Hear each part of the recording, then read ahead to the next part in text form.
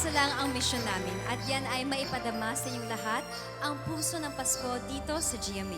We want you to feel the heart of Christmas sa pamamagitan ng taus-pusong pagtanggap, pagpapatawad at syempre di mawawala ang pagmamahal at sarap ng kapaskuhan.